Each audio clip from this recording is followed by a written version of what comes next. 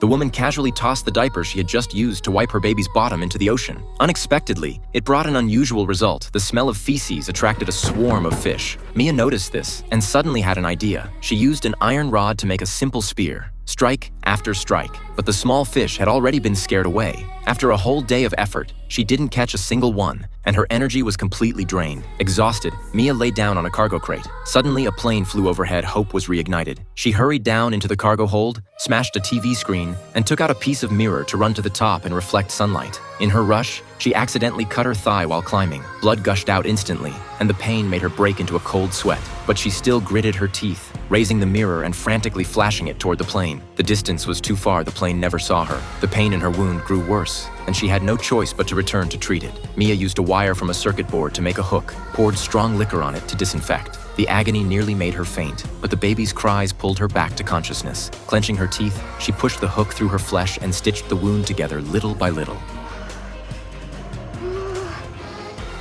After that, Mia made a fishing net from an earphone cord, believing it would work better than the spear. The next morning, Mia carefully placed the net into the sea, using the baby's feces again as bait. Before long, schools of small fish swam over. When they swam into the net, Mia quickly pulled it in. After days without food, she finally took her first bite. With the net, food was no longer a temporary concern. As time passed, the water level inside the crate was reaching its limit. Mother and child had to move outside. Mia threw a wooden board with a sponge into the sea, let it soak up seawater, then pulled it back, pouring it into a box turned upside down to dry, using distillation to get fresh water. It was as if fate was watching over them. That day, a seagull flew across the horizon. She knew this meant land was not far away. Excited, Mia made a sail to speed forward. But after staying in icy seawater for too long, her consciousness began to fade. Before losing herself completely, she threw all the bait into the sea, hoping the smell would attract more seagulls, and in turn, a passing ship. Soon, flocks of seagulls gathered. In the distance, a fishing boat noticed the unusual sight and sailed over immediately,